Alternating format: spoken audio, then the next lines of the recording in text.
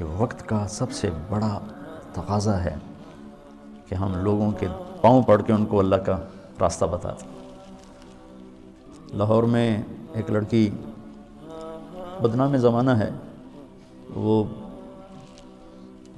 میں نے ایسے ہی اسے سلام دعا کر کر کر کر ماشاءاللہ 5 وقت نمازی بن گئی. تو وہ ایک جگہ شوٹنگ ہو رہی تھی، تو میں نے اسے فون کیا. میں نے کہا میں لاہور میں ہوں، مل سکتی ہو آ کے؟ اس نے کہا میں تو شوٹنگ کر رہی ہوں، 10 بجے فارغ ہوں. میں نے کہا اچھا بیٹی، جب فارغ ہو جاؤ نا پھر آ جانا، میں تیرا انتظار کروں، چاہے لیٹ بھی ہو تو آ جانا.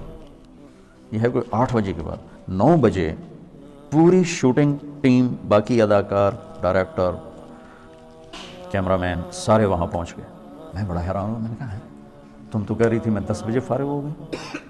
وہ کہنے کہ میں نے اپنے ڈائریکٹر سے کہا کہ مولانا طارق جمیل صاحب نے مجھے فون پہ کہا ہے کہ جب فارغ ہو تو آ کے مجھے مل جانا.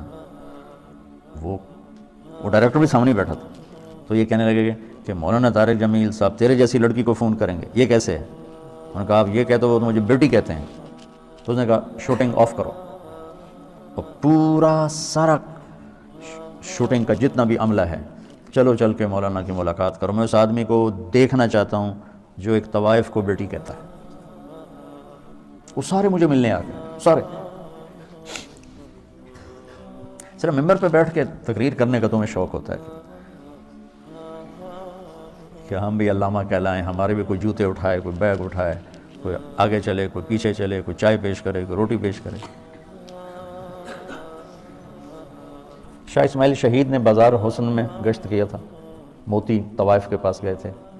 اللہ مجھے بڑے بول سے بچائے، اللہ مجھے بڑے بول سے بچائے، اللہ مجھے بڑے بول سے بچائے. 1831 میں ان کی شہادت ہوئی ہے. 1831. تو 1831 سے پہلے کا زمانہ، یعنی 1810-20 کا زمانہ لگا لو، جب وہ دلی میں ہوتے تھے. اس کے بعد بازار حسن میں اللہ نے مجھے توفیق دی جانی، اور میں ان طوائفوں کے گھروں میں گیا، ان سے ملا، ان کے پاس بیٹھا، ان کی ہمدردی، دلداری کہ اللہ نے مجھے توفیق دی، ان پر خرچ کرنے کی توفیق دی، انہیں گناہ سے بچانے کے لیے. تو اب 8-9 سال ہونے کو ہیں. تو لمبے کے بازار حسن میں ہر ہفتے تعلیم ہوتی ہے، اور اس میں طوائفیں آ کے تعلیم میں بیٹھ. کسی کو کلمہ نہیں آتا تھا، ان کے کلمے یاد کروائے. وضو نہیں پتہ تھا، وضو کروائے. نماز کا نہیں پتہ تھا، نماز سکھائی. اور کتنی لڑکیوں کی شادیاں ہو گئیں. کتنیوں نے کہا ہمارا خرچہ لگا دو تو ہم یہ پیشہ چھوڑ دیں گے. میں نے ان کا خرچہ لگا دیا، وہ گھر بیٹھ کے کھا رہی ہیں اور برائی نہیں کر رہی ہیں.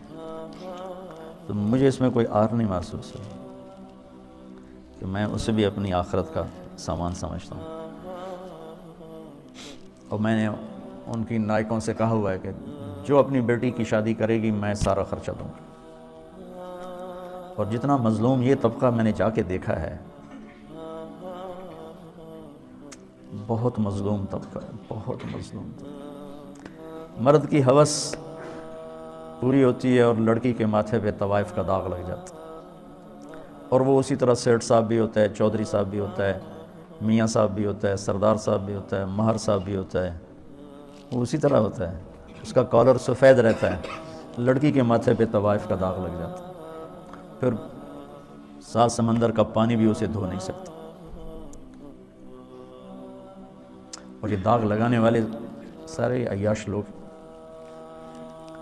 جن کی عیاشی پر تو پردہ پڑ گیا اور اس کے ماتھے پہ کالا داغ لگ گیا. ایک ماں بڑی طوائف ہے، اس کی بیٹیاں جوان ہیں. تو میں نے کہا تو ان کا کوئی رشتہ تلاش کر، میں سارا خرچہ تمہیں دوں گا، شادی کرائیں. اور کہنے لگے مولانا صاحب طوائف کے کوٹھے پہ کون رشتہ مانگنے آتا ہے. مجھے لگا جیسے کسی نے میرا دل چیر کے رکھ دیا. طوائف کے کوٹھے پہ رشتہ مانگنے کون آتا؟ یہاں تو عزت سے کھیلنے آتے ہیں، رشتہ لینے کوئی نہیں آتا. تو مجھے اللہ کے فضل سے میں اسے اپنی آخرت کا سامان سمجھتا ہوں کہ کم از کم ایک پورا محلہ طوائفوں کا، اس میں نمازیں شروع ہو گئی ہیں. کئیوں کو میں نے عمرے کروائے، ان کو عمرے پہ بھیجا. آج ابھی آنے سے پہلے ان کا جو ایک مردوں میں ایک بڑا چودھری ہوتا ہے، ایک عورتوں میں ہوتی ہے، ان کا اپنا ایک پورا نظام ہے. میں نے ان سے فون کر کے کہا تم تیاری کرو، میں تمہیں عمرے پہ بھیجتا ہوں. اس نے مجھے اتنی دعائیں دیں، اتنی دعائیں. تو میں چاہتا ہوں تبلیغ تمہارے اندر اس طرح اترے. میری تمنا ہے کہ اللہ آپ کے اندر تبلیغ زندہ کر دے. پھر چاہے ممبر پہ بیٹھو، کرسی پہ بیٹھو، درسگاہ میں بیٹھو، دکان پہ بیٹھو، گھوڑے پہ بیٹھو، گاڑی پہ بیٹھو، ہوا میں اڑو، تبلیغ تمہارے اندر ہو.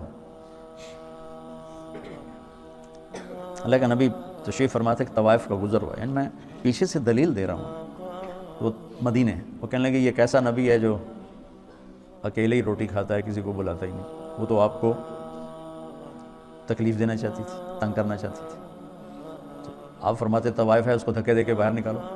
آپ نے فرمایا آ جاؤ، آ جاؤ، بیٹھ جاؤ. ساتھ بٹھا لیا کہ کھاؤ. اس کا مقصد کھانا نہیں تھا، اس کا مقصد آپ کو غصہ دلانا تھا، آپ کو تنگ کرنا تھا کہ یہ کچھ کہیں گے پھر میں کہوں گی ویکھ لیا توڑا نبی اے گلاں کردا ہے.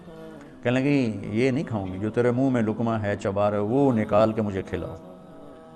تو آپ نے منہ سے اس کو اسی وقت نکال لیا. ہمارے پنجابی کی مثال ہے کبا، سمجھتے نا، کبا، کبڑا.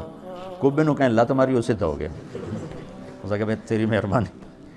تو وہ کبے والی لت بن گئی. وہ تو آپ کو تنگ کر رہی تھی، اور اسے کیا خبر کہ نبی کے منہ کا لعاب جب اس کے منہ میں جائے گا تو کیا ہوگا.